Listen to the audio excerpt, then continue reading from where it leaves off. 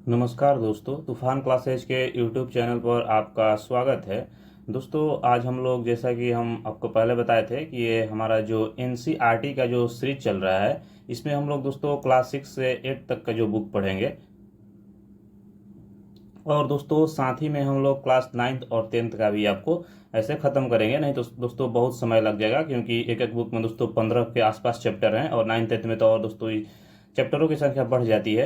तो इसीलिए दोस्तों हम लोग 6 से 8 तक डेली एक वीडियो अपलोड होगा और साथ में दोस्तों 9th भी अपलोड होगा, यानी कि 9th और 10th दोनों साथ में चलेगा। तो दोस्तों आज का जो हमारा ये पहला चैप्टर है कि हमारे आसपास के पदार्थ के बारे में पढ़ेंगे, जो कि दोस्तों ये केमिस्ट्री से रिलेटेड चैप्टर है। वहीं दोस्तों अगर हम बात करें तो आपके जो भी बिहार में एग्जाम होते हैं, वह बिहार एसएससी के एग्जाम हो, बिहार दरोगा के एग्जाम हो या आपके बीपीएससी के एग्जाम हो, उन सारे एग्जाम में आपको एनसीईआरटी से प्रश्न मिलेंगे। जैसे ही दोस्तों हम लोग ये किताब पढ़ेंगे, हम आपको लाइन बाय लाइन बता देंगे कि ये प्रश्न यहाँ से पूछा गया है। और दोस्तों हम विश्वास के साथ आपको कह रहे हैं कि एक बार यदि आप 9th 10th का बुक अच्छा से पढ़ लेते हैं दोस्तों, वो भी एक्सपेरिमेंट के साथ, यानी कि क्रियाकलाप के करते हुए, यानी कि दोस्तों तो आपका एक भी क्वेश्चन नहीं छूटने वाला है। और दोस्तों सबसे बड़ी बात है साइंस पढ़ने के लिए, तो आपको सबसे जरूरी बात है कि इसमें आप समझ विकसित कीजिए। यदि चीज़ों को रटिएगा तो साइंस आपको नहीं समझ में आएगा। यदि चीज़ों को आप बाहरी दुनिया से रिलेट कीजिएगा, अपने जीवन से उसे जोड़ कर देखिएगा, तभी आपको साइंस समझ में आएगा। यानी दोस्तों यदि आप रटने का प्रयास कीजिएगा तो साइंस आपके समझ से बाहर है। ऐसे ही दो चार क्वेश्चन आपको याद हो सकता है, लेकिन आप हर क्वेश्चन को जैसे ही वो अपनी भाषा को मोड़ेगा तो दोस्तों आप भी अपनी जो आप जितने रटे रटाए याद किए हैं वो सारे आप मतलब कि आपसे क्वेश्चन नहीं हो पाएगा। जैसे ही वो अपना लैंग्वेज चेंज करेगा आपका दिमाग घूम जाएगा, पता नहीं चलेगा, आप कहिएगा कि यहाँ से क्वेश्चन पूछ दिया, वहाँ से क्वेश्चन पूछ दिया। लेकिन दोस्तों आप एनसीईआरटी के साइंस पढ़ेंगे, वर्डों को पकड़ेंगे, तो कैसा भी आपसे यदि प्रश्न पूछता है तो आप आसानी से उसका उत्तर दे दीजिएगा। तो दोस्तों आप साइंस सबसे महत्वपूर्ण है कि इसमें जो भी दोस्तों क्रियाकलाप दिया रहेगा वो बहुत ही इंपॉर्टेंट है, क्योंकि वहीं से दोस्तों, क्योंकि जो बुक होता है दोस्तों, ये जितनी भी हमारे दोस्तों दुनिया में चीज़ें हैं, ये आपके पहले से दोस्तों जो बुक में लिखा गया है ये पहले से मौजूद थी। यानी कि दोस्तों वस्तुएं मौजूद थी, उसको हमने बुक में लिया गया है। तो दोस्तों इसीलिए आप प्रैक्टिकल पर ध्यान दीजिएगा, तभी आपको जाके ये चीज़ें समझ में आएगी। क्योंकि दोस्तों प्रैक्टिकल से ही बुक लिखा गया है, ना कि बुक से प्रैक्टिकल लिखा गया है। तो इन सब चीज़ों पर यदि आप ध्यान देते हैं तो बहुत ही आपके लिए महत्वपूर्ण है। तो आइए शुरू करते हैं आज का जो हमारा पहला चैप्टर है, हमारे आसपास के पदार्थ, मैटर इन आवर सराउंडिंग्स। तो दोस्तों हमारे अब जो अपने चारों ओर नज़र दौड़ाने पर हमें विभिन्न प्रकार की वस्तुएं नजर आती है। दोस्तों और एक बात सबसे महत्वपूर्ण है कि थोड़ा सा आपको समय लगेगा क्योंकि समझाने में, लेकिन चीज़ें दोस्तों जो है आपको बहुत ही क्लियर हो जाएगी। और दोस्तों इसमें जो बहुत ही वीवी आई है वो सारी चीज़ों को हमने दोस्तों हाईलाइट कर दिया है। यदि उसे आप नोट डाउन करना चाहते हैं तो उसे नोट डाउन भी कर लीजिएगा। दोस्तों इसके साथ जैसे ही हम लोग पढ़ेंगे, इसका पहला चैप्टर का आपको पीडीएफ चाहिए जो कि हाईलाइट किया हुआ है, तो आप हमारे टेलीग्राम चैनल से जुड़ सकते हैं, जो कि आपके डिस्क्रिप्शन में दोस्तों उसका लिंक डला हुआ है। और आप उस वहाँ से जाकर इस चैप्टर में जो भी हाईलाइट पॉइंट है उसे आप आसानी से पढ़ सकते हैं। तो आइए देखते हैं। तो दोस्तों जिनकी आकार, आकृति और बनावट अलग अलग होता है, इस विश्व में प्रत्येक वस्तु जिस सामग्री से बनी होती है उसे हम वैज्ञानिकों ने दूसरे उसे पदार्थ का नाम दिया है। तो दोस्तों यहाँ पर जो विश्व की जितनी भी वस्तुएं थी जिससे कुछ वस्तु बनी हुई है, उसे जो वैज्ञानिक नाम दिया गया उसे पदार्थ नाम दिया गया है। और दोस्तों जिस हवा में हम सांस लेते हैं, जो भोजन हम खाते हैं, पत्थर, बादल, तारे, पौधे, पशु, यहाँ तक कि पानी की एक बूंद या रेत का कण, ये सभी ही पदार्थ है। दोस्तों एक सीधी सादी आप बात याद रखिए कि दुनिया में जितने भी सजीव और निर्जीव वस्तु हैं सारे पदार्थ हैं। एक लाइन में बस आप यही याद रखिए कि दुनिया में जितने भी वस्तु हैं वो सारे पदार्थ हैं, उनको अलग अलग आपको विभाग के द्वारा दोस्तों बांटा गया है। आगे हम लोग देखेंगे कि किस किस में बांटा हुआ है। और वहीं दोस्तों जिस हवा में हम सांस लेते हैं, वहाँ तक कि दोस्तों अगर हम बात करें तो जो हम भोजन खाते हैं, और दोस्तों अगर ये एक बूंद का रेत या कण के समान, ये सभी दोस्तों क्या है, पदार्थ है।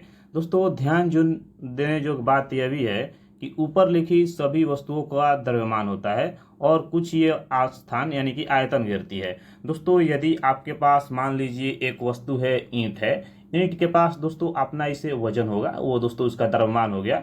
और दोस्तों अगर आयतन का बात करें तो दोस्तों जहां पर आप ईंट रखिएगा, यदि उसे आप जमीन पर ही रखते हैं तो वहां दोस्तों वो कुछ स्थान को घेर लेगी, तो दोस्तों उसका अपना आयतन भी है। तो इन दो चीजों के याद याद रखिएगा। ये दो आपके पास शब्द आया है, एक आया है द्रव्यमान और आयतन।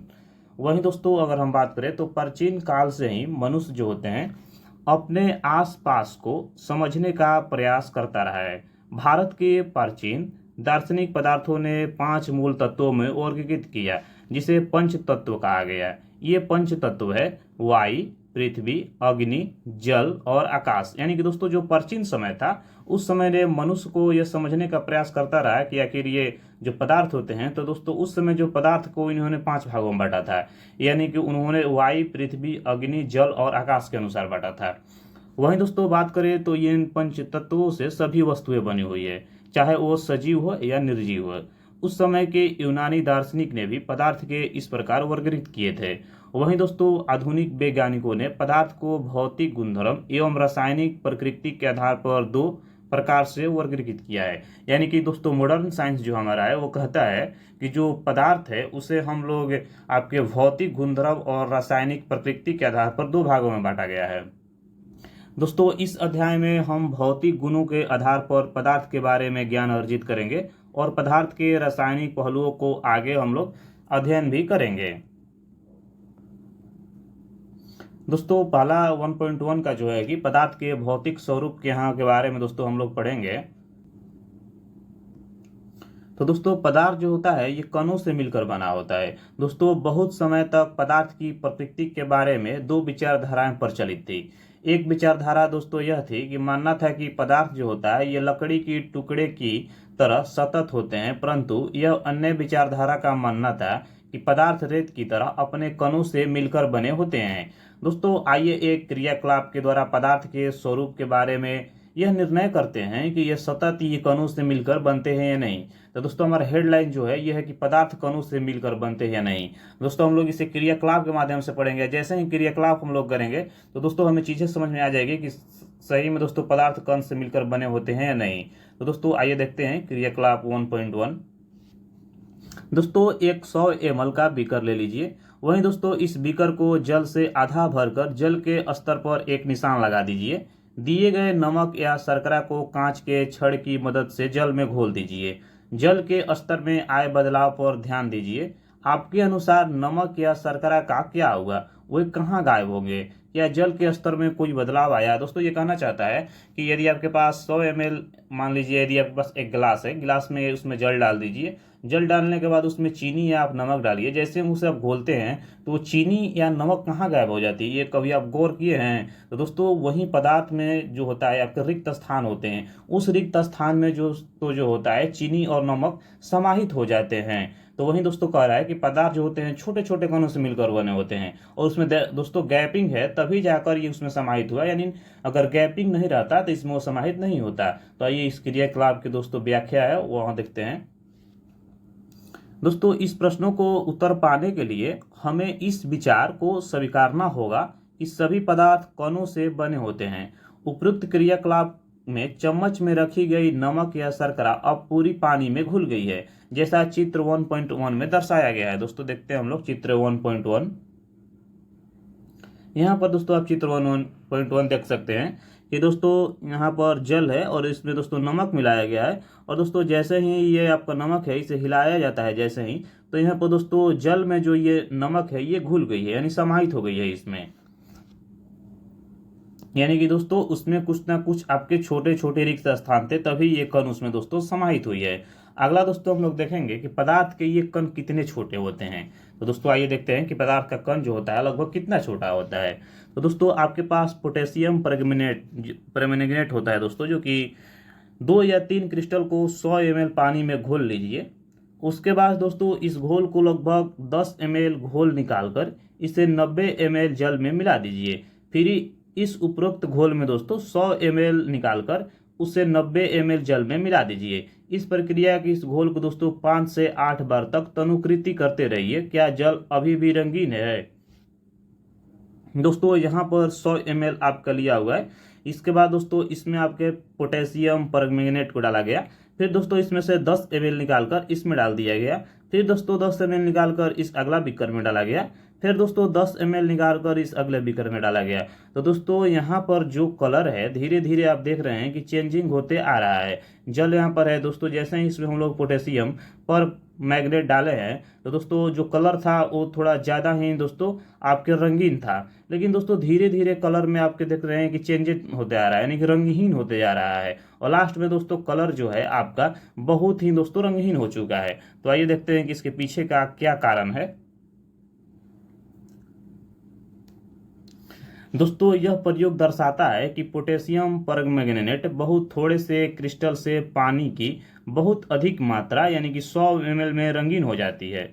और इसे हम ये निष्कर्ष निकाल सकते हैं कि पोटेशियम परमैंगनेट के केवल एक क्रिस्टल में कई सूक्ष्म कण होते हैं। यानी दोस्तों जो पोटेशियम परमैंगनेट होता है उसमें दोस्तों कई सूक्ष्म कणों से वो मिलकर बना होता है। और ये कण जो होते हैं ये छोटे छोटे कणों में विभाजित होते रहते हैं। जैसे कि वहाँ आप देख सकते थे कि किस प्रकार से कलर चेंजिंग हो रहा था, यानी कि छोटे छोटे कणों में किस प्रकार से विभाजित हो रहा था।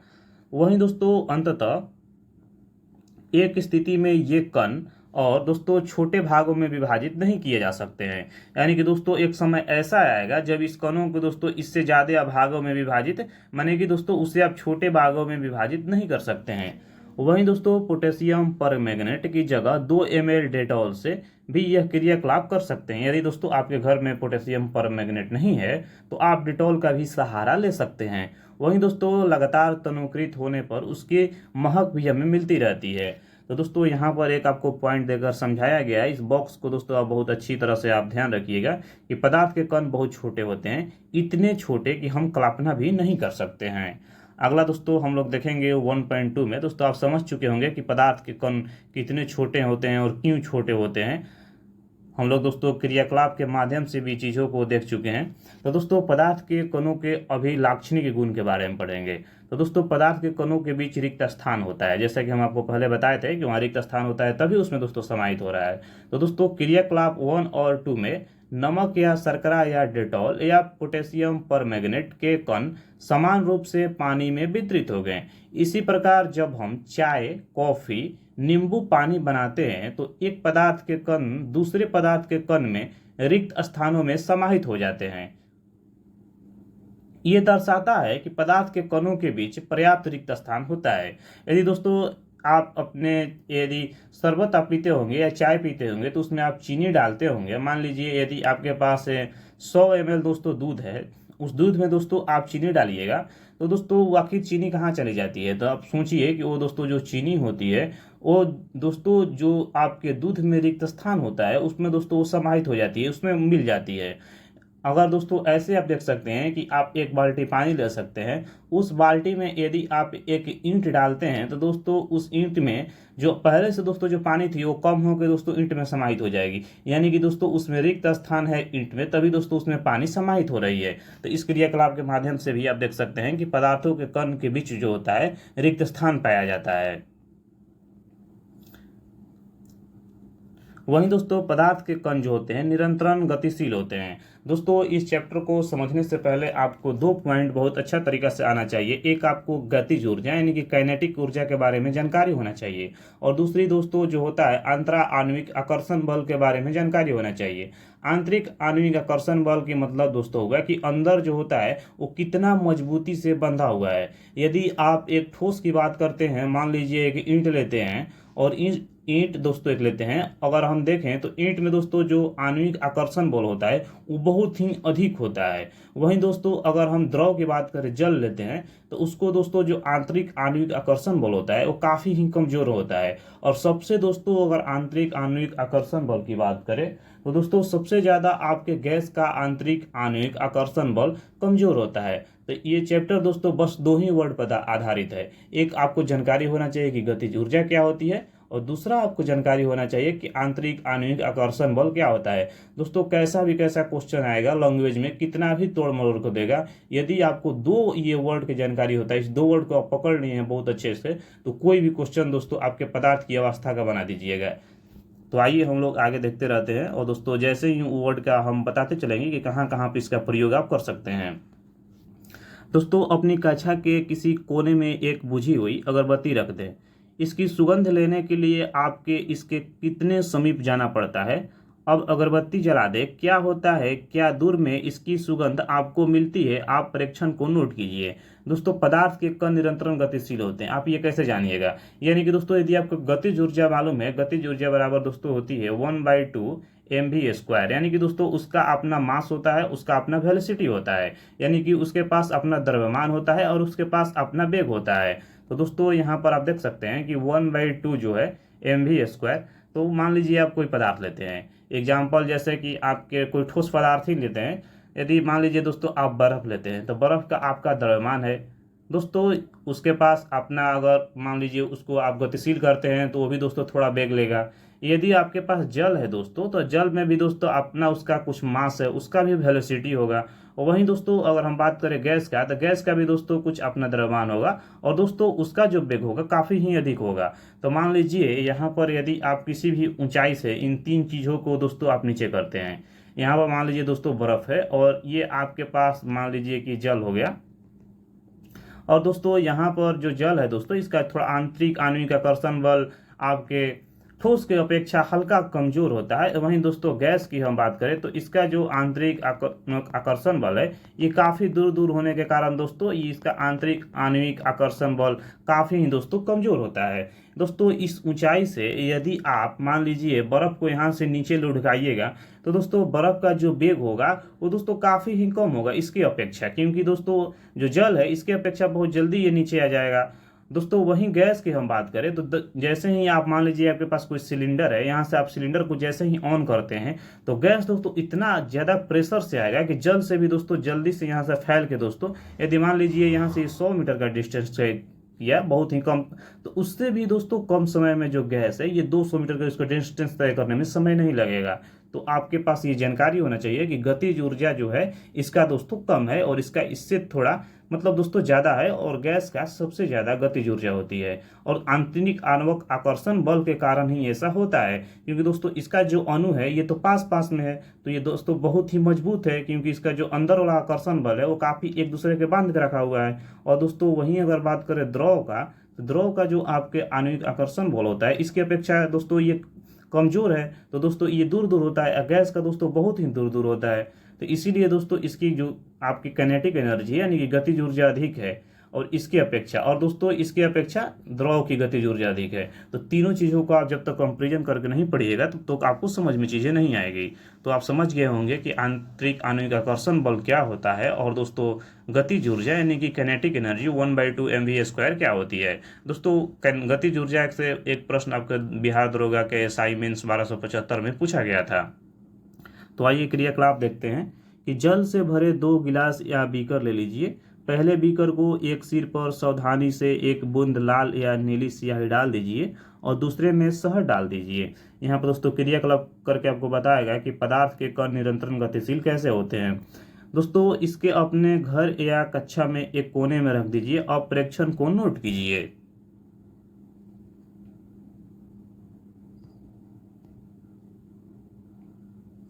दोस्तों स्याही की बूंद डालने के तुरंत बाद आपने क्या देखा। तो शहद की बूंद डालने पर दोस्तों या आपने क्या देखा, तो दोस्तों स्याही का रंग पूरे जल में एक समान रूप से फैलने में कितने घंटे लगते हैं। वहीं दोस्तों हम लोग क्रियाकलाप 1.5 देखते हैं। दोस्तों एक गिलास गर्म पानी से और दूसरे ठंडे पानी से भरे गिलास में कॉपर सल्फेट, जिसे दोस्तों CuSO4 कहा जाता है, यानी कि इसका जो आपका रासायनिक फार्मूला होता है ये कॉपर सल्फेट का CuSO4 होता है। और दोस्तों पोटेशियम पर मैंगनेट जिसे KMnSO4 कहा जाता है, एक क्रिस्टल डाले और एक और रख दे और इसे हिलाए नहीं। वहीं दोस्तों क्रिस्टल को सतह पर बैठने दे, गिलास में ठोस क्रिस्टल के ठीक ऊपर क्या दिखाई देता है? समय बीतने पर क्या होता है? इससे ठोस और द्रव के कणों के बारे में क्या पता चलता है? क्या तापमान के साथ मिश्रित होने की दर बदलती है? क्यों और कैसे? तो दोस्तों आइए ये जो उपयुक्त हम लोग 3 क्रियाकलाप देखे हैं 1.3, 1.4, 1.5, इससे हम लोग निष्कर्ष निकालते हैं। तो दोस्तों ये जो आप हाईलाइट पॉइंट किया हुआ है इसे आप नोट कर लीजिएगा और आप ध्यान भी रखिएगा। दोस्तों आने वाले दिनों में आपको हम इसका नोट्स भी आपको दे देंगे जो कि बहुत ही बेहतरीन तरीके से बनाया गया है, एक एक चीज़ आपको अच्छे तरीके से समझ में आएगा। तो दोस्तों पदार्थ के कण जो होते हैं ये निरंतर गतिशील होते हैं और दोस्तों अर्थात उनमें गतिज ऊर्जा होती है, यानी कि उसमें काइनेटिक एनर्जी होती है और तापमान बढ़ने से कणों की गति जो होती है तेज हो जाती है। इसीलिए हम कह सकते हैं कि तापमान बढ़ने से कणों की गतिज ऊर्जा बढ़ जाती है। तो आप ये ध्यान रखिएगा कि जैसे ही आप टेम्परेचर को हाई कीजिएगा तो दोस्तों पदार्थ के कणों की गतिज ऊर्जा तेज हो जाएगी। ऐसे भी आप देख सकते हैं कि मान लीजिए कोई लोहा है, उसे आप जैसे ही किसी हीट मतलब उसको हीट कीजिएगा तो उसका जो गतिज ऊर्जा है दोस्तों धीरे धीरे पिघलने लगेगा। पिघलते पिघलते दोस्तों और दोस्तों उसमें जो गतिज ऊर्जा है उसके कणों की जो गतिज ऊर्जा है वो तेज होने लगेगी। यदि आपके पास जल है, यदि जल को आप गर्म करते होंगे तो आप देखते होंगे कि किस प्रकार से उसके गतिज ऊर्जा तेज होने के कारण वो ऊपर नीचे दोस्तों अप डाउन होने लगता है। और दोस्तों या आप दूध भी गर्म करते होंगे तो दूध को दोस्तों देखते होंगे कि जैसे उसमें हम लोग टेम्परेचर देते हैं तो दोस्तों दूध गर्म होने लगता है। दूध गर्म होने के बाद उसमें गतिज ऊर्जा आने लगती है और वही गतिज ऊर्जा के कारण जो दूध दोस्तों है ऊपर में हमें फेंक देता है, क्योंकि उसको दोस्तों जो उसके कण होते हैं वो काफ़ी ही आपके जो मास उसका वेलोसिटी दोस्तों है उसका वेग दोस्तों बढ़ने लगता है, वेग बढ़ने के कारण ऊपर में फेंक देता है। तो आप ये ध्यान रखिएगा। वहीं दोस्तों उपयुक्त तीनों क्रियाकलापों में हमने देखा कि पदार्थ के कण अपने आप एक ही दूसरे के साथ अंतःमिश्रित हो जाते हैं। ऐसे कणों को रिक्तों स्थानों में समावेश करना होता है। तो दोस्तों दो भिन्न पदार्थों को कणों का स्वतः मिलना ही विसरण कहलाता है, यानी दोस्तों इसे डिफ्यूजन कहा जाता है। तो आप ये ध्यान रखिएगा कि दो भिन्न पदार्थों के कण जो होते हैं यदि वो आपस में मिल जाते हैं तो उसे विसरण कहलाता है। यदि हम यह भी पता चलाते हैं कि गर्म करने पर विसरण तेज हो जाता है, ऐसा क्यों होता है? तो ये आप जो पॉइंट है विसरण, इसे आप ध्यान रखिएगा कि दो भिन्न पदार्थों को कणों को स्वतः मिलना क्या कहलाता है। ऐसे भी आपसे एग्जाम में प्रश्न पूछा जा सकता है। तो ऐसे ही दोस्तों एक प्रश्न पूछा गया था आपको टिश्यू चैप्टर से लेकर, यानी कि जो उत्तक चैप्टर है उसे दोस्तों डायरेक्ट परिभाषा से प्रश्न पूछ लिया गया था, जो ये बिहार पुलिस का एग्जाम हुआ था। तो दोस्तों ये जो भिन्न दो पदार्थों के कणों का स्वतः मिलना क्या कहलाता है? विसरण कहलाता है, यानी कि डिफ्यूजन कहलाता है। और दोस्तों गर्म करने पर जो विसरण होता है तेज हो जाता है। तो ऐसा क्यों होता है आइए देखते हैं।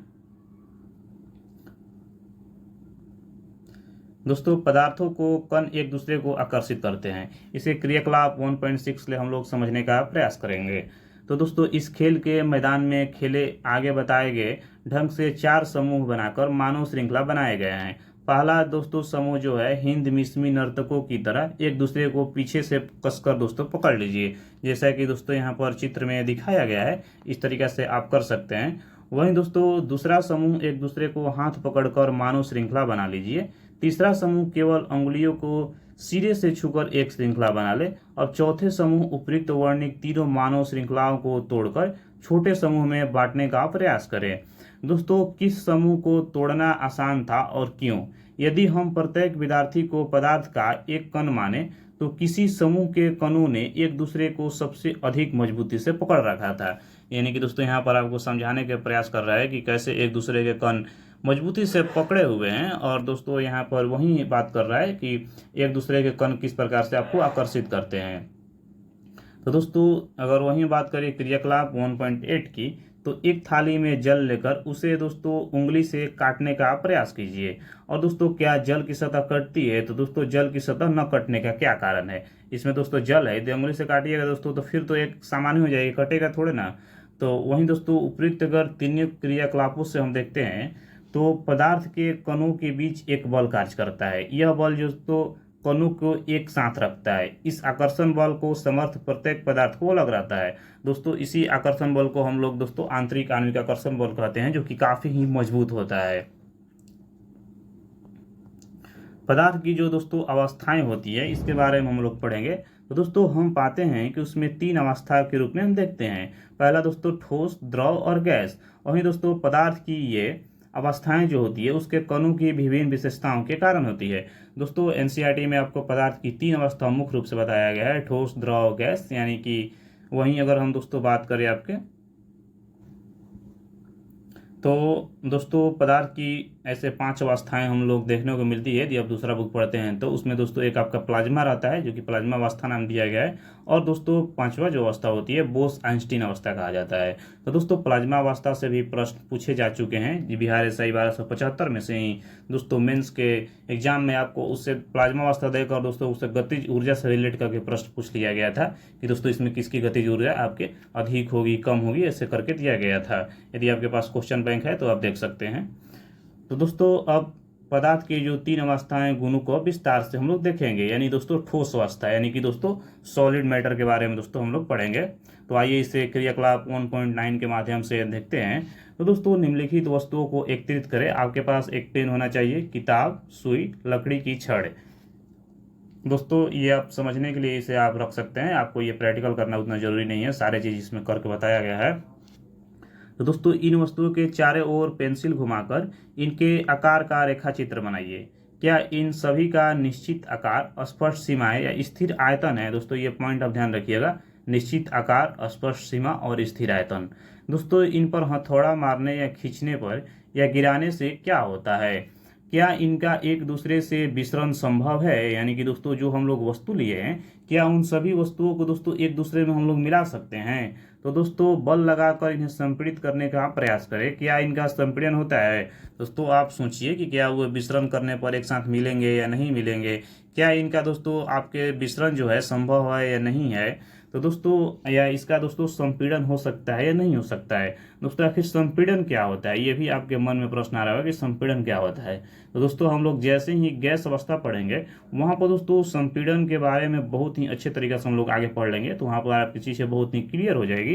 तो दोस्तों उपयुक्त सभी उदाहरण ठोस के हैं। हम देख सकते हैं कि इन सभी का एक निश्चित आकार, स्पष्ट सीमा तथा स्थिर आयतन यानी कि नगण्य संपीड़ितता होती है। वहीं दोस्तों बाह्य बल लगाने पर अपनी ठोस आकार को बनाए रखता है और बल लगाने पर ठोस टूट सकते हैं, लेकिन इनका आकार नहीं बदलता है, इसलिए दृढ़ होते हैं। तो दोस्तों आप ये ध्यान रखिएगा कि ठोस का दोस्तों जो आयतन होता है, या दोस्तों आप कह सकते हैं कि जो उसका निश्चित दोस्तों आकार होता है, और दोस्तों वहीं अगर हम बात करें तो आयतन भी इसका निश्चित होगा, और वहीं दोस्तों स्पष्ट जो इसकी सीमा है वो भी दोस्तों निश्चित ही होगी। यदि आप मान लीजिए कोई भी आप एग्जांपल ले सकते हैं इसमें दोस्तों, यदि आप सुई को ही लेते हैं, उसको कितना भी थोड़ा दोस्तों मारिएगा तो उसका जो आंतरिक आणविक आकर्षण बल है, यानी कि जो इंटरमोलिकुलर फोर्स है दोस्तों, वो आसानी से दोस्तों नहीं टूटेगा, क्योंकि बहुत एक दूसरे को आकर्षित करके बहुत मजबूती से पकड़े हुए हैं। इसीलिए दोस्तों वो ठोस है, और ठोस होने के कारण दोस्तों उसका जो आकार है वो निश्चित है, उसको दोस्तों जो आयतन है उसका भी दोस्तों जो आयतन है वो भी निश्चित है। और अगर संपीड़ितता की बात करें तो दोस्तों उसमें संपीड़ितता ना के बराबर है, यानी नगण्य है, उससे आप संपीड़ित नहीं कर सकते हैं। तो दोस्तों हम लोग संपीड़ितता आपको बताए हैं हम कि गैस के चैप्टर में, वहां पर क्रियाकलाप से आप बहुत ही अच्छे तरीके से पढ़िएगा, तो आप इन वहां पर दोस्तों ठोस, द्रव और गैस तीनों को हम लोग कंपेरिजन करके चीजों को पढ़ लेंगे। तो जो ये हाईलाइट पॉइंट किया गया है ये पर आसानी से आप लिख सकते हैं, इससे आपसे प्रश्न एग्जाम में पूछे जा चुके हैं और पूछे भी जा सकते हैं। तो दोस्तों रबर बैंड को क्या माना जाएगा? क्या खींचकर इसका आकार बदला जा सकता है? क्या ये ठोस हैं? दोस्तों विभिन्न प्रकार के बर्तन में रखने पर चीनी और नमक उन्हीं बर्तनों का आकार ले लेते हैं, तो क्या ये ठोस हैं? दोस्तों स्पंज क्या है? ये ठोस है, लेकिन फिर भी इसका संपीड़न संभव है, तो ऐसा क्यों होता है? ये सभी ठोस ही क्यों है? तो आइए दोस्तों देखते हैं इनके बारी बारी से कि क्यों ये ठोस है, ठोस होने के पीछे रीजन क्या है। दोस्तों बाह्य बल लगाए जाने पर रबर का जो बैंड होता है वो आकार बदल लेता है, और जैसे ही आप बल को हटा लेते हैं पुनः अपने मूल आकार में आ जाता है। अत्यधिक बल लगाने पर यह टूट जाता है। दोस्तों चाहे हम शर्करा हो या नमक हो हाथ में ले लेते हैं और किसी प्लेट या जार में रखते हैं, तो इससे क्रिस्टलों को आकार नहीं बदलता है दोस्तों, जो मूल आकार में आपका उसी आकार में रहेगा। तो ये भी दोस्तों एक ठोस है। स्पंज में दोस्तों बहुत छोटे छोटे छिद्र हैं जिनमें वायु समावेश हो जाते हैं। जब हम इसे दबाते हैं दोस्तों तो वे वायु बाहर निकलती है, इसका संपीड़न संभव हो सकता है। यानी कि दोस्तों जो स्पंज होता है ये भी ठोस ही हो सकता है। अगला दोस्तों हम 1.3 में देखेंगे द्रव अवस्था के बारे में। दोस्तों यहाँ पर क्रियाकलाप 1.01 से शुरुआत करेंगे। तो निम्नलिखित वस्तुओं को एकत्रित करें: जल, खाना, पकाने का तेल, दूध, जूस, शीतल पेय। दोस्तों ये सारी चीजें द्रव अवस्था वाली चीजें हैं। दोस्तों विभिन्न आकार के बर्तन प्रयोगशाला के एक मापक सिलेंडर की सहायता से इन बर्तनों में 50 ml पर आप निशान लगा दीजिए। दोस्तों इन द्रवों को फर्श पर डाल देने पर क्या होगा, किसी एक द्रव का 50 ml मापकर विभिन्न बर्तनों में क्रमशः एक एक करके डालें। क्या प्रत्येक बार आयतन एक समान रहता है? क्या द्रव का आकार एक समान रहता है? द्रव को एक बर्तन से दूसरे बर्तन में उड़ने पर यानी दोस्तों डालने पर क्या ये आसानी से बहता है? दोस्तों आप सोच कर देख सकते हैं कि मान लीजिए कोई एक बर्तन से आप द्रव को निकाल कर किसी दूसरे बर्तन में डालते हैं तो दोस्तों वो बहता है या नहीं बहता है? दोस्तों प्रेक्षण से हम क्या पाते हैं, तो द्रव का आकार नहीं लेकिन आयतन जो होता है निश्चित होता है। दोस्तों यदि द्रव को मान लीजिए आप किसी बाल्टी में डाले हुए हैं तो बाल्टी का आकार ले लेगा, जैसे उसे आप गमला में डालिएगा तो गमला का आकार ले लेगा, जैसे ही दोस्तों आप अदर गिलास में डालिए तो गिलास का आकार ले लेगा। तो दोस्तों आकार जो उसका होता है वो निश्चित नहीं होता है, यानी कि बदलते रहता है। लेकिन दोस्तों अगर हम बात करें तो उसका जो आयतन रहता है वो निश्चित होता है। यदि आप 1 लीटर दूध लेकर उसे गमला में डाले हैं तो 1 ही लीटर रहेगा। यदि दोस्तों उसे आप 1 लीटर दूध के यदि गिलास में डालते हैं तो 1 ही लीटर रहेगा। दोस्तों यदि 1 लीटर दूध को दोस्तों बाल्टी में डालते हैं तो 1 ही लीटर रहेगा। तो यहाँ पर दोस्तों कहने का मतलब है कि आयतन तो निश्चित है लेकिन जो उसका आकार है वो नहीं निश्चित नहीं है, क्योंकि जिस बर्तन में हम रख रहे हैं उसी का आकार ले लेता है। तो दोस्तों जिस बर्तन में इन्हें रखा जाता है वो उसी का आकार ले लेता है और द्रव में बहाव होता है, यानी कि दोस्तों उसमें फ्लो होता है और इनका जो आकार है ये बदलता है। इसीलिए दोस्तों ये दृढ़ नहीं लेकिन तरल होते हैं, यानी कि दोस्तों इनमें जो आंतरिक आणविक आकर्षण बल है यानी इंटरमोलिकुलर फोर्स दोस्तों जो है ये कमजोर होता है ठोस की अपेक्षा, इसीलिए दोस्तों ये तरल है। और दोस्तों इनमें जो आपका द्रव में बहाव होता है इसलिए दोस्तों आकार इसका निश्चित नहीं होता है। जहां आप रहिएगा दोस्तों उसी आकार का हो जाएगा। ये नीचे यदि आप इसे भूमि पर रखते हैं दोस्तों तो ये फैलने लगेगा। तो दोस्त आप ये ध्यान रखिएगा कि दृढ़ नहीं होते हैं लेकिन तरल होते हैं। दोस्तों क्रियाकलाप 1.4 1.5 के संदर्भ में हमने देखा है कि ठोस और द्रव का मिश्रण द्रव में संभव है। वातावरण की गैसें विस्तृत होकर जल में घुल जाती है। दोस्तों जो कुछ वातावरण की जो गैसें होती है वो जल में घुलनशील होती है, जैसे कि गैस में दोस्तों यहाँ पर ऑक्सीजन हो गया और आपके कार्बन डाइऑक्साइड हो गया।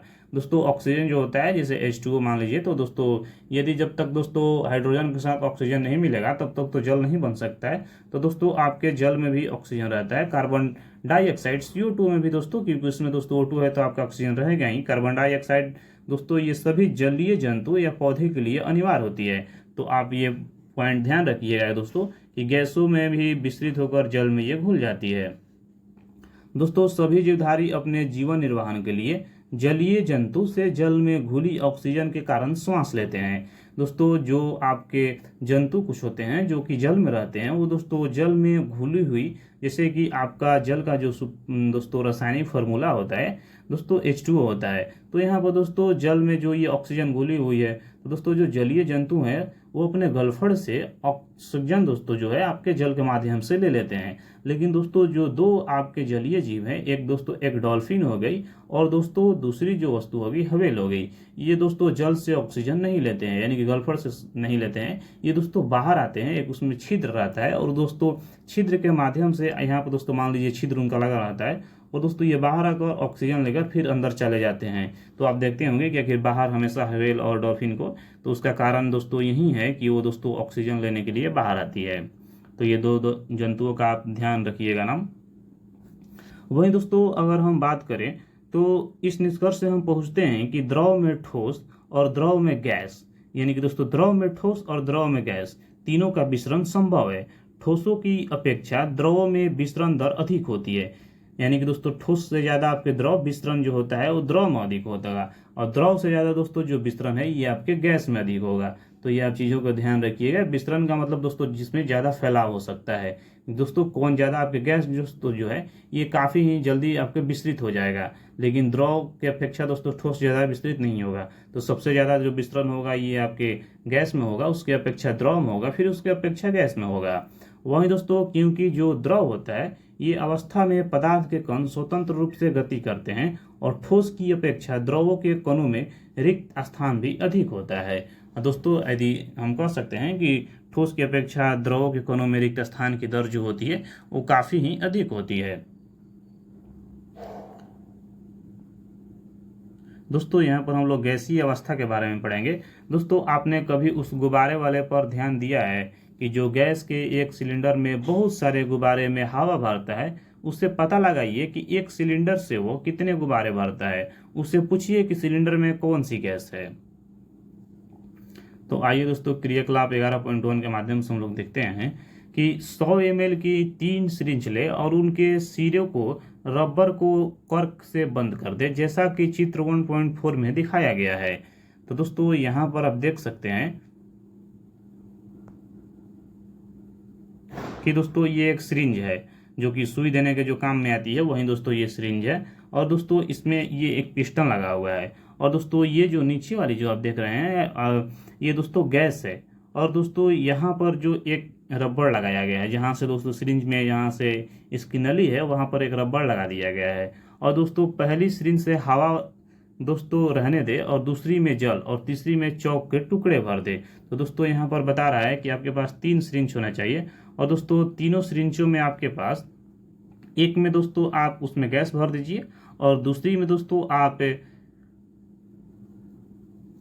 ठोस डाल दीजिए और तीसरी में दोस्तों जल, यानी कि दोस्तों पहली सिरिंज में आप हवा को रहने दीजिए और दूसरी में दोस्तों जल को और तीसरी में चौक या टुकड़े, आप कोई भी ठोस वस्तु डाल सकते हैं। दोस्तों पिस्टन को जैसे ही वापस सिरिंज में लगाइए, जैसे यहाँ पर लगाया गया है, यानी निकाल कर दोस्तों ये निकल जाता है। निकाल कर इसमें आप एक दोस्तों जल डाल दीजिए, एक ठोस कोई वस्तु डाल दीजिए और दोस्तों एक गैस, यानी कि इसे खुला रहने दीजिए। और दोस्तों पिस्टन की गतिशीलता आसान करने के लिए उसमें थोड़ी सी वैसलीन लगा दीजिए। यहाँ पर दोस्तों थोड़ा सा आप वैसलीन लगा सकते हैं क्योंकि इसकी दोस्तों गतिशील जो है वो आसानी हो जाएगी। और पिस्टन को दोस्तों सिरिंज में डालकर संपीड़ित करने की कोशिश कीजिए। तो दोस्तों यहाँ पर हम लोग संपीड़ित के बारे में पढ़ रहे हैं। दोस्तों यहाँ पर आप आसानी से संपीड़ितता के बारे में देख लीजिएगा। तो दोस्तों यहाँ पर यदि आप जल को डालिएगा, इसको दबाइएगा, तो दोस्तों ये थोड़ा सा संपीड़ित होकर मान लीजिए कि यहाँ तक आ सकता है। दोस्तों सॉरी, यदि हम लोग ठोस से पहले शुरुआत करते हैं। यदि इसमें दोस्तों मान लीजिए पूरा ठोस भरा हुआ है, ठीक है, ठोस भरा हुआ है, इसे आप दबाइएगा तो क्या ये नीचे की ओर जो पिस्टन है ये दबेगा? नहीं दबेगा। हो सकता है बहुत थोड़ा सा दब सकता है क्योंकि ये पिस्टन ना दबकर हो सकता है इसका जो रबड़ है लगा हुआ है ये ब्लैक वाला, ये थोड़ा सा दोस्तों दब सकता है। यहीं पर दोस्तों हम लोग जल डालते हैं। जल दोस्तों डालकर जैसे ही इस पिस्टन को दोस्तों हम लोग दबाते हैं तो दोस्तों ये जो पिस्टन है यहाँ तक आ सकता है। और दोस्तों जैसे ही इसमें हम लोग गैस डाल के इसे दबाएंगे तो दोस्तों ये आसानी से संपीड़ित होकर यहाँ तक आ जाएगा। तो दोस्तों इसी को संपीड़ितता कहते हैं कि आप कितना इसे दोस्तों प्रेशर देकर कितना आप इसमें ठोस द्रव या गैस भर सकते हैं, कितना आप दोस्तों इसमें दबाव अधिक डालकर दोस्तों इसको दबाकर आप इसमें डाल सकते हैं। तो दोस्तों यही बिहार पुलिस में एग्जाम में प्रश्न पूछा गया था कि जो इसमें जो गैस की जो संपीड़ितता होती है दोस्तों वो क्या अधिक होती है, कम होती है, इस प्रकार से दोस्तों ऑप्शन दिया हुआ था। तो दोस्तों जो गैस की संपीड़ितता होती है वो काफ़ी ही अधिक होती है, यानी कि दोस्तों गैस को आसानी से संपीड़ित किया जा सकता है। संपीड़ित का दोस्तों मतलब है दोस्तों कि यहाँ पर आप इसको आसानी से दबा कर यहाँ पर ला सकते हैं और इसमें दोस्तों आप गैस को भर सकते हैं। लेकिन दोस्तों उसके अपेक्षा द्रव को आप उतना संपीड़ित नहीं कर सकते हैं जितना गैस को कर सकते हैं। ठोस को दोस्तों तो आप बिल्कुल भी संपीड़ित नहीं कर सकते हैं क्योंकि काफ़ी ही दृढ़ होते हैं। तो इसीलिए दोस्तों आप सिलेंडर देखते होंगे घर में जो खाना बनाने वाला रहता है उस दोस्तों आप काफ़ी छोटा होने के कारण भी दोस्तों उसमें 15 लीटर के आसपास या 14 लीटर के आसपास उसमें गैस भरी रहती है।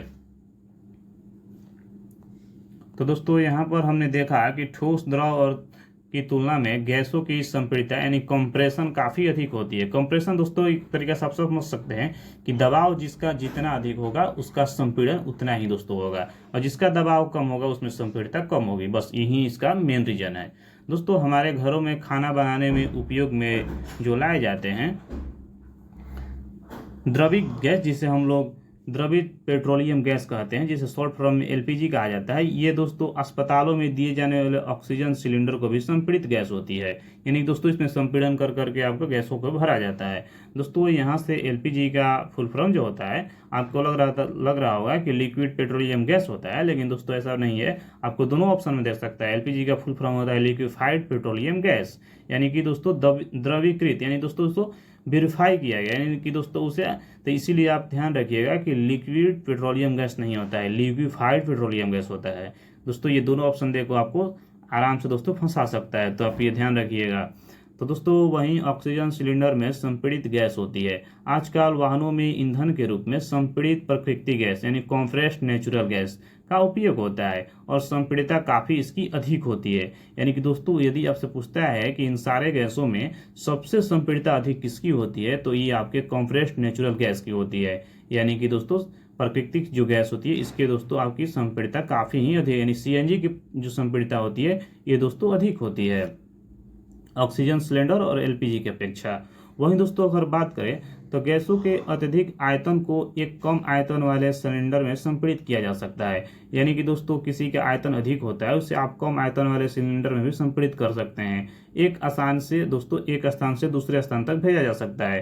दोस्तों दुकान पर यदि आप गैस भरवाते होंगे तो आप देखे होंगे कि बड़े वाले सिलेंडर में किस प्रकार से छोटे वाले सिलेंडर में गैसों को दोस्तों आसानी से संपीड़ित करके डाला जाता है। दोस्तों हमारी नाक तक पहुंचने वाली जो गंध होती है वो बिना रसोई में प्रवेश किए ही हम जान सकते हैं कि क्या पकाया जा रहा है। ये गंध हमें कैसे पहुंचती है? खाने की गंध के कण वायु में मिल जाते हैं दोस्तों, रसोई से फैलकर हम तक पहुंच जाते हैं। दोस्तों यहाँ पर भी वही कॉन्सेप्ट है, गतिज ऊर्जा का ही दोस्तों कॉन्सेप्ट है। तो दोस्तों यह गंध के कणों और दूर भी जा सकते हैं और पके हुए गर्म खाने की महक हमारे पास कुछ ही क्षणों में पहुंच जाती है। इसकी दोस्तों तुलना ठोस एवं द्रव के विस्तरण से कर सकते हैं। यानी कि दोस्तों यहाँ पर आप कह सकते हैं कि जो गैस का विस्तरण होता है वो काफी अधिक होती है किसके अपेक्षा? तो ठोस और द्रव की अपेक्षा। तो सबसे ज्यादा विस्तरण किसका अधिक होता है? द्रव गैस का होता है, उसके अपेक्षा दोस्तों द्रव का, और उसके अपेक्षा दोस्तों आपके ठोस का। यानी कि ठोस से दोस्तों ज्यादा विस्तरण किसका अधिक होगा? द्रव का, और द्रव से दोस्तों ज्यादा विस्तरण किसका अधिक होगा? गैस का। इसके पीछे कारण क्या है? तो दोस्तों गतिज ऊर्जा है। यदि गतिज ऊर्जा दोस्तों जिसकी जितनी अधिक रहेगी विस्तरण उसका उतना ही अधिक रहेगा। जिसकी गतिज ऊर्जा काफी कम रहेगी उसका विस्तरण कम होगा, वो ज्यादा फैलेगा नहीं। तो इन चीजों का आप ध्यान रखिएगा। तो दोस्तों जो कण के तेज को आप अत्यधिक रिक्त स्थानों के कारण गैसों का अन्य गैसों में विसरण बहुत तीव्र होता है। यहाँ पर आप देख सकते हैं कि यहाँ पर दोस्तों ए, बी और सी यानी कि दोस्तों 3 अवस्थाएं दी गई है। यहाँ पर तीनों अवस्थाओं के कणों के गति को आप देख सकते हैं और उसकी तुलना कर सकते हैं। दोस्तों ये आपकी ठोस है और ये द्रव और ये गैस। यहाँ पर दोस्तों ठोस में आप देख सकते हैं कि कितने पास पास कण है, और द्रव में उसकी अपेक्षा थोड़ा थोड़ा दूर है, और दोस्तों गैस में तो काफ़ी दूर है। यहाँ पर आप देख सकते हैं। तो यहाँ पर बस वहीं आप कॉन्सेप्ट लगाइए कि इसका आंतरिक आणविक आकर्षण बल मजबूत है, इसका उसकी अपेक्षा कमजोर है, और दोस्तों गैस का तो काफ़ी कमजोर है। और दोस्तों यदि आप विस्तरण की बात कीजिएगा तो यदि दोस्तों अगर गतिज ऊर्जा की बात करें हम, तो गतिज ऊर्जा इसकी कम है तो दोस्तों इसका जो विस्तरण होगा दोस्तों वो भी कम होगा। अगर इसकी गतिज ऊर्जा उसकी अपेक्षा थोड़ा ज़्यादा है तो विस्तरण इसका ज़्यादा होगा। गैस का विस्तरण काफ़ी ही अधिक होगा तो दोस्तों इसकी गतिज ऊर्जा भी काफ़ी ही अधिक होगी। तो बस दोस्तों 2 पॉइंट आप इस चैप्टर को समझने के लिए ध्यान रखिए। जहाँ भी दोस्तों क्वेश्चन नहीं बन रहा है बस उस 2 कॉन्सेप्ट को लगाइए और आपको आसानी से प्रश्नों को बना लीजिएगा। दोस्तों जो गैस अवस्था के कणों की गति अनियमित और अत्यधिक तीव्र होती है। इस अनियमित गति के कारण ये कण आपस में एवं बर्तन की दीवारों से टकराते रहते हैं। वहीं दोस्तों बर्तन की दीवार गैस कणों द्वारा प्रति इकाई क्षेत्रफल लगाए गए बल के कारण गैसों के दबाव बनाता है। तो दोस्तों आइए देखते हैं कि क्या पदार्थ की अपनी अवस्था को बदल सकता है, यानी कि ठोस से द्रव में दोस्तों गैस ले, क्या गैस ले द्रव में गैस ले, ऐसे बदल सकता है कि नहीं। तो आइए देखते हैं। तो अपने परीक्षण से हम जानते हैं कि जल जो होता है पदार्थ की 3 अवस्थाओं में रख सकता है। ये दोस्तों जो प्रश्न है ये ग्रुप डी के एग्जाम में पूछा गया था। जो दोस्तों जो ये आपके 2019 में दोस्तों जो हुआ था ग्रुप डी का एग्जाम, उसी में दोस्तों ये पूछा गया था कि कौन सा इसमें पदार्थ है जो तीनों अवस्थाओं में रह सकता है, ठोस द्रव गैस। तो दोस्तों जल आपका जो हो गया द्रव हो गया। जल को जैसे ही दोस्तों आप फ्रिज वगैरह में रखिएगा तो ये बर्फ के बनकर ये ठोस के रूप ले लेगा, और दोस्तों इसे आप जैसे ही आप गर्म कीजिएगा जल को तो ये गैस का रूप ले लेगा। तो ठोस जल ही दोस्तों एक ऐसा पदार्थ है जो ठोस द्रव गैस तीनों की अवस्था में रह सकता है। यहाँ पर आप एग्जाम्पल के थ्रू भी दिखाया गया है कि ठोस जैसे दोस्तों बर्फ हो गया, द्रव जैसे जल हो गया, गैस जैसे दोस्तों जल वाष्प हो गया। अवस्था बदलने के दौरान पदार्थ के अंदर क्या होता है, इस अवस्था के परिवर्तन से पदार्थ के कणों पर क्या प्रभाव पड़ता है, क्या हम इन प्रश्नों का उत्तर नहीं खोजना चाहिए। तो दोस्तों आइए देखते हैं कि तापमान के प्रभाव के कारण क्या होता है। दोस्तों एक बीकर में 150 ग्राम बर्फ का टुकड़ा ले लीजिए, एवं चित्र 1.6 यहाँ पर देख सकते हैं कि चित्र 1.6 के अनुसार उसे प्रयोगशाला में प्रयुक्त थर्मामीटर को इस प्रकार लटका दे कि थर्मामीटर का बल्ब सिर्फ बर्फ को छू रहा है। धीमी आंच पर दोस्तों यहाँ पर देख सकते हैं कि यहाँ पर थर्मामीटर लगाया गया है और दोस्तों यहाँ पर एक छोटा सा दोस्तों फ्लेम जलाया गया है और गर्म करना शुरू कर दीजिए। दोस्तों जब बर्फ पिघलने लगे तो आप तापमान को नोट कर लीजिए। दोस्तों जैसे ही आप बर्फ पिघल रही है तो आप तापमान को, जैसे यहाँ पर दोस्तों थर्मामीटर लगाया गया है, इससे आप तापमान को दोस्तों नोट कर सकते हैं। दोस्तों जब संपूर्ण बर्फ जल में परिवर्तित हो जाए तो पुनः तापमान को नोट कीजिए। दोस्तों जब बर्फ एकदम पूरी जल बन जाती है तो फिर एक बार आप टेम्परेचर को देखिए कि कितना टेम्परेचर है। दोस्तों ठोस से द्रव अवस्था में होने वाले परिवर्तन में प्रेक्षण को नोट कीजिए। दोस्तों अब बीकर में एक कांच की छड़ डाल दीजिए। दोस्तों यहाँ पर देख सकते हैं कि बीकर में कांच की छड़ डाली गई है और दोस्तों हिलाते हुए गर्म करें जब तक कि जल उबलने न लगे। दोस्तों जब तक जल नहीं उबल रहा है तब तक उसे आप आराम से हिलाइए। और दोस्तों वहीं अगर बात करें तो ठोस से द्रव अवस्था में होने वाले परिवर्तन को भी दोस्तों प्रेक्षण को भी आप नोट कीजिए। दोस्तों अब बीकर में एक कांच की छड़ डालिए और उसे हिलाते हुए गर्म करें जब तक कि जल उबलने न लगे। यानी दोस्तों अब थर्मामीटर की माप पर बराबर नजर रखिए जब तक कि अधिकतर ज्वाल वाष्प न बन जाए। यानी कि दोस्तों जो पानी है जब तक जल वाष्प नहीं बन जाती है तब तक दोस्तों आप उसके जो टेम्परेचर है दोस्तों उसे आप मापते रहिए और जल के द्रव अवस्था से गैस के अवस्था में परिवर्तन के प्रेक्षण को नोट कीजिए। दोस्तों आइए इसे देखते हैं कि हम लोगों ने क्या सीखा है इस जो हम लोग क्रियाकलाप किए हैं। तो दोस्तों ठोस के तापमान को बढ़ाने पर उसके कणों की गतिज ऊर्जा बढ़ जाती है। दोस्तों यहाँ पर जो बर्फ था जैसे ही इसको हम लोग टेम्परेचर दिए तो दोस्तों ये गर्म होने लगा, हीट होने लगा। यानी कि दोस्तों इसके जो कण थे इनमें दोस्तों गति आने लगी और दोस्तों इसकी जो गतिज ऊर्जा है ये बढ़ने लगी। और गतिज ऊर्जा में जैसे ही वृद्धि हुई तो दोस्तों इसके वृद्धि होने के कारण जो कणों को अधिक तेजी से ये कंपन करने लगता है। और दोस्तों जब कंपन करने लगेगा तो उसमें ऊष्मा के द्वारा प्रदत्त की गई ऊर्जा कणों के बीच आकर्षण बल को पार कर लेती है। यानी कि दोस्तों जो आपको हम बताए थे कि जो इसके बीच में आकर्षण इंट्रा मोलिकुलर जो फोर्स होता है तो दोस्तों वो धीरे धीरे टूटने लगेगा। और दोस्तों जैसे ही ये टूटेगा तो ठोस लिए दोस्तों द्रव बन जाएगी। वहीं दोस्तों यहाँ पर कह रहा है कि आपके जो इनके आकर्षण बल को ये पार करने लगती है और इसी कारण कण अपने नियत स्थान को छोड़कर अधिक स्वतंत्र होकर गति करने लगते हैं। यानी कि दोस्तों जो बर्फ है इसका जैसे ही आंतरिक आणविक आकर्षण बल कमजोर होगा तो दोस्तों ये धीरे धीरे स्वतंत्र होने लगेगा और स्वतंत्र होकर दोस्तों ये अपने पास से धीरे धीरे हटने लगेगा और हटते हटते दोस्तों एक ऐसा समय आएगा जब ये द्रव बन जाएगा। और दोस्तों जब ठोस पिघलकर द्रव में परिवर्तित हो जाती है। वहीं दोस्तों बात कर रहा है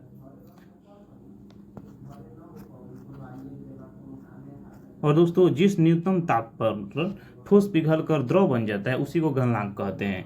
यानी कि दोस्तों जिस तापमान पर ये जो आप इसमें बर्फ डाले हुए हैं ये दोस्तों ठोस है और ये पिघलकर जब द्रव बन जाता है तो उसी को गलनांक कहते हैं। सरल रूप से आप याद रखिए कि गलनांक मतलब कि कोई दोस्तों ऐसा ठोस पदार्थ जिसे टेम्परेचर देने पर एक न्यूनतम टेम्परेचर पर पिघलकर दोस्तों द्रव बन जाए उसे गलनांक। गलनांक दोस्तों शब्द से ही लग रहा है कि गल जाए जो उसे हम लोग गलनांक कहते हैं। तो आप चीजों को ये ध्यान रखिएगा। यानी कि किसी ठोस का गलनांक उसके कणों के बीच के आकर्षण बल के दोस्तों सामर्थ्य को दर्शाता है। यानी कि किसी ठोस का जो गलनांक होता है उसके कणों के बीच दोस्तों जो इंटरमोलिकुलर फोर्स होता है उसी के दोस्तों निर्भर करता है। इसी बात को दोस्तों ये समझाने की आपको प्रयास कर रहा है। तो दोस्तों बर्फ का जो गलनांक होता है वो 273 1.5 है। गलने की प्रक्रिया यानी ठोस से द्रव अवस्था में परिवर्तन को दोस्तों संगलन कहा जाता है। दोस्तों हम लोग बारी बारी से देखेंगे यहाँ पर। और दोस्तों किसी ठोस को गलने की प्रक्रिया में तापमान समान रहता है, ऐसे में उसमें ऊर्जा कहाँ जाती है। तो दोस्तों जब हम ठोस को गलने की प्रक्रिया में जब तापमान समान रहता है तो दोस्तों उस समय ऊर्जा कहाँ जाती है। तो दोस्तों गलने की प्रयोग की प्रक्रिया के दौरान आपने ध्यान दिया होगा कि गलनांक पर पहुंचने के बाद जब तक संपूर्ण बर्फ पिघल नहीं जाती तापमान नहीं बदलता है। यानी कि दोस्तों जो तापमान है वो सेम रहता है। जैसे ही दोस्तों वो बदलेगा तभी दोस्तों उसका तापमान बदल जाएगा। क्योंकि दोस्तों जैसे ही आप ठोस से द्रव में जाएगा और दोस्तों द्रव से गैस में जाने के लिए उसका आंतरिक आणविक आकर्षण बल तो कमजोर हो गया है तो दोस्तों उसका द्रव्यमान भी आपको जो होता है कमजोर हो जाएगा। जब द्रव्यमान दोस्तों कमजोर होगा तो पिघलेगी नहीं दोस्तों, उसका तापमान जो होता है वो दोस्तों बदलने लगेगा, टेम्परेचर हाई होगा जैसे ही दोस्तों। तो वो दोस्तों गैस में परिवर्तित हो जाएगी। और बीकर को ऊष्मा प्रदान करने के बावजूद भी ऐसा ही होता है कि कणों के पारस्परिक आकर्षण बल को वशीभूत करके पदार्थ की अवस्था को बदलने में इस ऊष्मा का उपयोग होता है। चूंकि तापमान में बिना किसी तरह की वृद्धि को दर्शाए इस ऊष्मीय ऊर्जा को बर्फ अवशोषित कर लेती है, जैसे कि हम आपको अभी बताएं वही बात यहाँ पर कह रहा है। और दोस्तों यह माना जाता है कि बीकर में ली गई सामग्री में छुपी रहती है, जिससे गुप्त ऊष्मा कहा जाता है। और दोस्तों यह गुप्त जो होती है ये अभिप्राय छुपी हुई होती है, यानी कि दोस्तों वायुमंडलीय दाब पर 1 kg ठोस को उसके गलनांक द्रव में बदलने के लिए जितनी ऊर्जा की दोस्तों आवश्यकता होती है उसे ही संगलन की प्रसुप्त ऊष्मा कहते हैं। अर्थात 0 डिग्री सेल्सियस पर जल के कणों की ऊर्जा उसी तापमान पर बर्फ के कणों की ऊर्जा अधिक होती है। दोस्तों जब हम जल में ऊष्मीय ऊर्जा देते हैं तो कण अधिक तेजी से गति करते हैं। एक निश्चित तापमान पर पहुंचकर कणों में इतनी ऊर्जा आ जाती है कि वे परस्पर आकर्षण बल को तोड़कर स्वतंत्र हो जाते हैं। तो दोस्तों आप हम ऊपर बताए थे कि किस प्रकार से आकर्षण बल को तोड़ देता है। तो दोस्तों एक ऐसा टेम्परेचर आ जाता है जब कणों की इतनी ऊर्जा उसमें आने लगती है कि दोस्तों आकर्षण बल को तोड़कर स्वतंत्र हो जाता है। और दोस्तों वही स्वतंत्रता जो होती है द्रव से गैस में बदलना शुरू हो जाती है।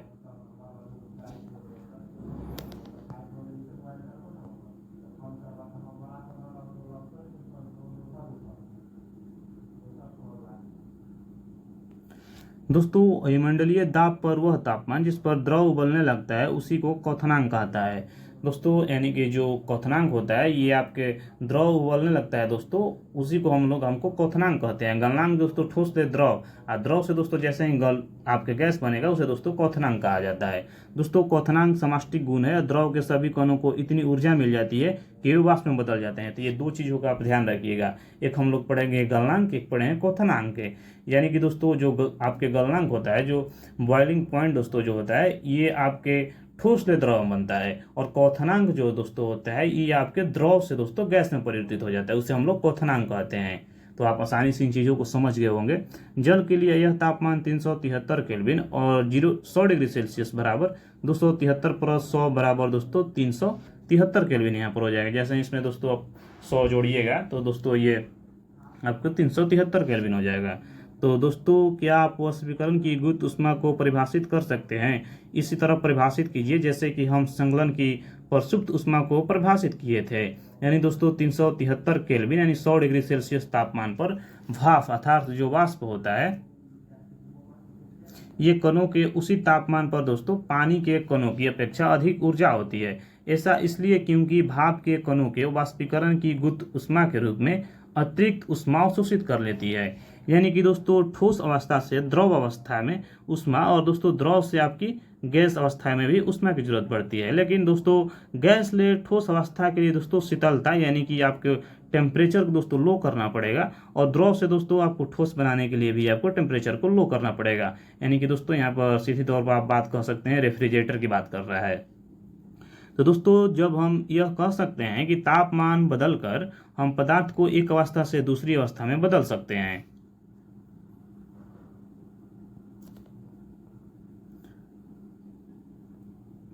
यहाँ पर दोस्तों दिखाया गया है कि किस प्रकार से हमने देखे हैं दोस्तों कि लेकिन कुछ ऐसे भी पदार्थ होते हैं दोस्तों कि जो कि द्रव अवस्था में परिवर्तित हुए बिना ठोस अवस्था में परिवर्तित हो जाते हैं।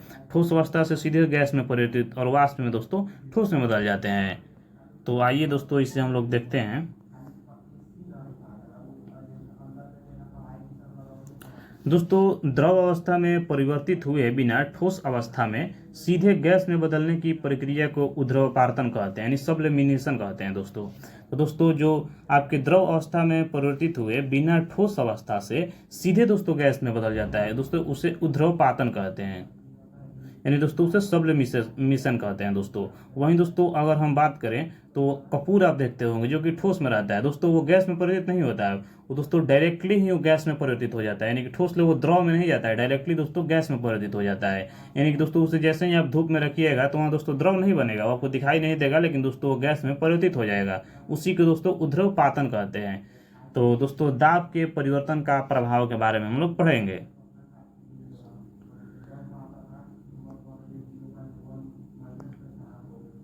दोस्तों हम जानते हैं कि घटकों के कणों की बीच के दूरी में अंतर होने के कारण पदार्थों को विभिन्न अवस्थाएं।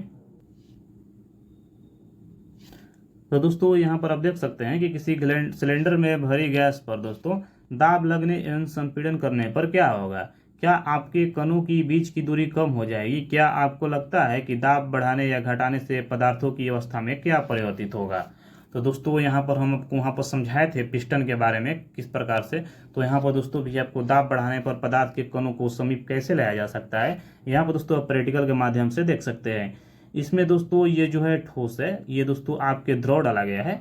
इसका जो आपके कणों के पास पास ऊर्जा देख सकते हैं कि आपके, और दोस्तों यहाँ पर जो है ये दोस्तों सॉरी दोस्तों यहाँ पर दोस्तों ये ठोस है और ये द्रव है और ये गैस है, क्योंकि दोस्तों इसकी जो आपकी कण की दोस्तों है ये पास पास है और इसके अपेक्षा दोस्तों ये थोड़ा दूर है और इसके अपेक्षा ये काफ़ी दूर पर है।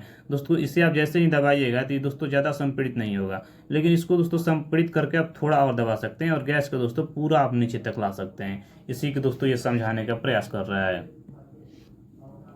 दोस्तों अगर हम बात करें तो तापमान के बढ़ने और दोस्तों तापमान के घटने से गैस द्रव में बदल सकती है। यानी दोस्तों जैसे ही आप टेम्परेचर को बढ़ाइएगा तो दोस्तों या आप प्रेशर को बढ़ाइएगा तो दोस्तों गैस जो है वो द्रव में बदल सकती है। क्या आपने ठोस CO2 के बारे में कुछ सुना है दोस्तों। इसे उच्च दाब पर संग्रहित किया जाता है। तो ये दोस्तों ये भी आपके पॉइंट हो सकता है कि आपसे पूछ सकता है कि ठोस जो कार्बन डाइऑक्साइड होते हैं उसे दोस्तों संग्रहित करने के लिए आपको लो टेम्परेचर की आवश्यकता होती है, हाई टेम्परेचर, या दोस्तों लो टेम्परेचर हाई टेम्परेचर, इनमें से कोई नहीं है। 4 ऑप्शन आपको दे सकता है। तो दोस्तों ठोस CO2 को संग्रहित करने के लिए हमें दोस्तों हाई प्रेशर की आवश्यकता होती है, यानी कि उच्च दाब की आवश्यकता होती है। दोस्तों जब वायुमंडलीय दाब को आप एक एटोमोस्फेयर यानी कि एक एटीएम दोस्तों शॉर्ट में इसे एटीएम कहा जाता है हो, तो ठोस को दोस्तों ठोस CO2 द्रव अवस्था में आए बिना सीधे गैस में परिवर्तित हो जाती है। दोस्तों यही कारण है कि ठोस कार्बन डाइऑक्साइड को शुष्क बर्फ कहा जाता है। दोस्तों ये बहुत ही VVI पॉइंट है। ये आपसे पोस्ट जो बिहार SI के 64 पोस्ट का एग्जाम हुआ था उसमें पूछा गया था दोस्तों कि ठोस कार्बन डाइऑक्साइड या दोस्तों शुष्क बर्फ किसे कहा जाता है। दोस्तों ठोस कार्बन डाइऑक्साइड को शुष्क बर्फ यानी ड्राई आइस कहा जाता है। तो यहाँ पर ध्यान रखिएगा। इस तरह से हम कह सकते हैं दोस्तों कि पदार्थ की अवस्था यानी ठोस से द्रव और गैस से दाब और दोस्तों तापमान द्वारा तय होती है। तो आइए देखते हैं कि तीनों अवस्था में दोस्तों रूपांतरण की कौन सी दोस्तों यहाँ पर विधि काम कर रही है। दोस्तों यहाँ पर ठोस दिया गया है। दोस्तों ठोस ले सीधे गैस में आने के लिए ऊर्ध्वपातन विधि का प्रयोग किया जाता है। वहीं दोस्तों जो यहाँ पर गैस है, गैस ले दोस्तों ठोस में आने के लिए निक्षेपण विधि का प्रयोग किया जाता है। यानी दोस्तों किसी भी पदार्थ को गैस ले ठोस में बदलने की दोस्तों जो प्रक्रिया होती है उसे निक्षेपण कहा जाता है।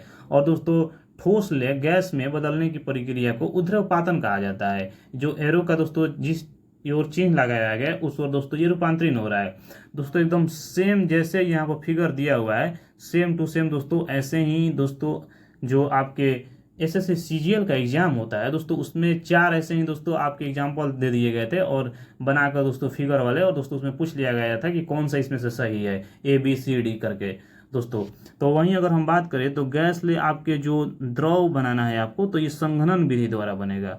और दोस्तों द्रव से दोस्तों गैस बनाने के लिए आपको वाष्पीकरण विधि का प्रयोग करना पड़ेगा। वहीं दोस्तों जो आपके द्रव है इसे दोस्तों ठोस में जो बदला जाता है तो दोस्तों इसे जमना कहा जाता है, यानी कि फ्रीजिंग कहा जाता है। वहीं दोस्तों ठोस ले द्रव के बनने की प्रक्रिया को संघनन कहा जाता है। तो आप ये ध्यान रखिएगा। एक बार फिर से हम देख लेते हैं कि दोस्तों ठोस ले द्रव के बनने की जो प्रक्रिया होती है ये संघनन विधि होती है। और दोस्तों द्रव से ये गैस के बनने की प्रक्रिया जो होती है ये वाष्पीकरण विधि होती है। ऐसे भी दोस्तों आप देखे होंगे कि आप जल को जब गर्म करते हैं तो दोस्तों वो वाष्पीकरण के माध्यम से गैस बन जाता है। और दोस्तों गैस ले जब ठोस को बनाना है तो उसके लिए दोस्तों निक्षेपण प्रक्रिया को आपको बनाना पड़ेगा। वहीं दोस्तों अगर अब दूसरा हम लोग सीधे से दोस्तों बात करते हैं कि जब दोस्तों द्रव से आपको ठोस बनाना होगा तो दोस्तों इसमें फ्रीजिंग का आपको प्रयोग करना पड़ेगा, यानी कि जमाने की प्रक्रिया। वहीं दोस्तों ठोस ले आपको जैसे ही गैस बनाना है दोस्तों तो इसमें ये ऊर्ध्वपातन विधि कहलाती है। और दोस्तों गैस ले आपको द्रव अगर बनाना है तो ये संघनन विधि के द्वारा प्रयोग होगा। संघनन विधि का प्रयोग कैसे कर सकते हैं, तो दोस्तों जैसे मान लीजिए आप कोई खाना वगैरह बनाते हैं, जैसे चावल बनाते हैं, तो दोस्तों चावल में क्या होती है कि ऊपर दोस्तों जिस प्रकार से पानी जो होता है वो वाष्प बन के निकलता है, तो ऊपर आप जैसे ही कोई थाली को रखिएगा तो आप देखिएगा कि उस दोस्तों थाली में बहुत सारे जल आ गए हैं। और जल कहाँ से आ गए, तो दोस्तों वही जल संघनित हो गए हैं और दोस्तों गैस लोग किसमें परिवर्तित होंगे, द्रव में परिवर्तित होंगे। तो दोस्तों यही गैस ले द्रव में परिवर्तित होना ही संघनन कहलाता है। तो ये चीज़ों को आप ध्यान रखिएगा।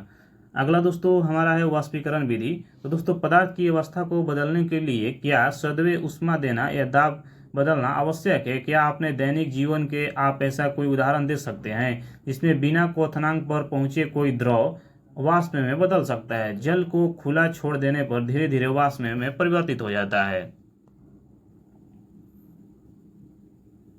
तो दोस्तों जैसे ही आप कोई गीला कपड़ा सुखाते हैं तो इन दो उदाहरणों को जल में क्या हुआ होगा।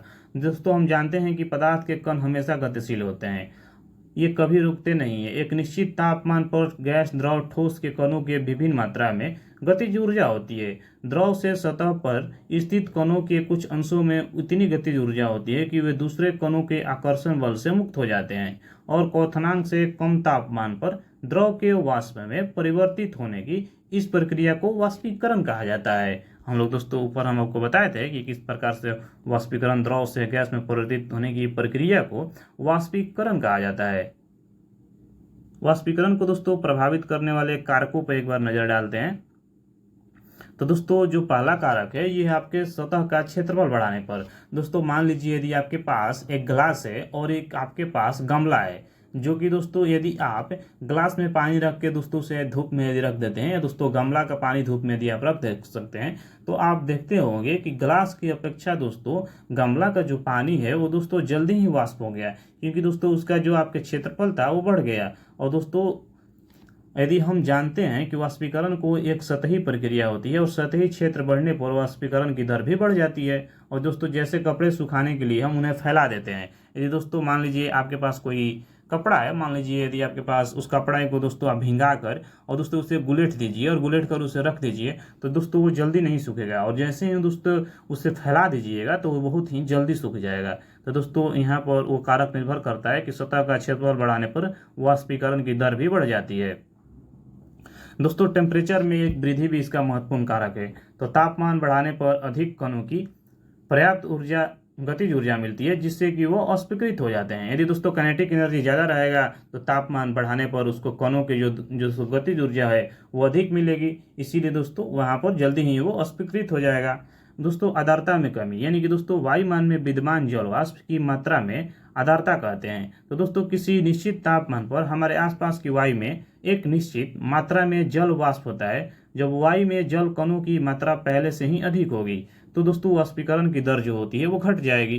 दोस्तों आर्द्रता रहेगा तो नहीं, मतलब कि दोस्तों जो वाष्पीकरण है वो बहुत ही कम हो जाएगा। चौथा दोस्तों जो फैक्टर है ये है वायु की गति में वृद्धि। तो दोस्तों हम जानते हैं कि तेज वायु में कपड़े जल्दी सूख जाते हैं और वायु के तेज होने से दोस्तों जलवाष्प के कण वायु के साथ उड़ जाते हैं, जिससे आसपास के जलवाष्प की मात्रा भी घट जाती है। दोस्तों जैसे ही वायु तेज होता है तो आप यदि अनुभव किए होंगे तो दोस्तों वायु के गति में तेजी होने के कारण कपड़े जल्दी सूख जाते हैं। दोस्तों वाष्पीकरण के कारण शीतलता कैसे होती है, तो दोस्तों आप इसमें सबसे ज़्यादा महत्वपूर्ण पॉइंट है कि आप ये पॉइंट ध्यान रखिएगा कि जब आप एसीटोन यानी कि जो नाखून के दोस्तों जो नाखून होता है इसको पॉलिश हटाने वाले जो द्रव होता है दोस्तों उसे एसीटोन के प्रयोग में लाया जाता है। और दोस्तों इसे आप हथेली पर गिराते हैं तो दोस्तों उतना हम लोग इसमें ज़्यादा महत्वपूर्ण नहीं है, बस हम लोग ये ध्यान रखना है कि जो नाखून की पॉलिश को हटाने के लिए किस द्रव का प्रयोग किया जाता है, तो ये स्टोन का प्रयोग किया जाता है। एसीटोन दोस्तों जो होता है हम लोग आगे दोस्तों पढ़ेंगे कार्बन एंड यौगिक में इसके बारे में। दोस्तों अगला पॉइंट है कि गर्मियों में हमें सूती कपड़े क्यों पहनना चाहिए। तो दोस्तों शारीरिक प्रक्रिया के कारण गर्मियों में हमें ज़्यादा पसीना आता है, जिससे हमें शीतलता मिलती है। जैसे ही दोस्तों हम जानते हैं कि वाष्पीकरण के दौरान द्रव की जो सतह होती है ये हमारे शरीर या आसपास में ऊर्जा प्राप्त करके वाष्प में बदल देते हैं। वाष्पीकरण की प्रस्तुति ऊष्मा जो दोस्तों होती है के बराबर उष्मीय ऊर्जा से शरीर में अवशोषित हो जाते हैं, जिससे शरीर दोस्तों स्थिर हो जाता है, यानी कि शीतल यानी ठंडा हो जाता है। चूँकि सूती कपड़े में जल का अवशोषण अधिक होता है, इसीलिए हमारा पसीना उसमें अवशोषित होकर वायुमंडल में आसानी से वाष्पीकृत हो जाते हैं। इसीलिए दोस्तों गर्मी में सूती कपड़ा पहनने की सलाह दी जाती है, वो भी दोस्तों व्हाइट। वहीं दोस्तों बर्फ की जल से भरे गिलास की बाहरी सतह पर जल की बूंदें क्यों नजर आती है?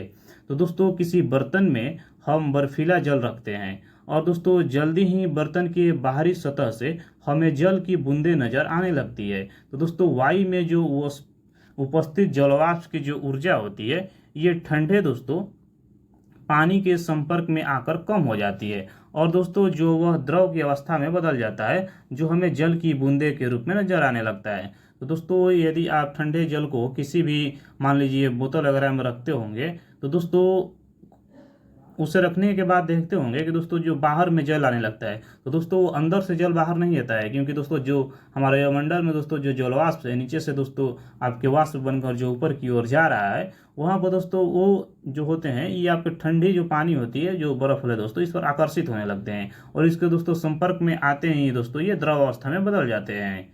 तो आप ये ध्यान रखिएगा। यहाँ पर दोस्तों हमारा जो चैप्टर है ये समाप्त होता है।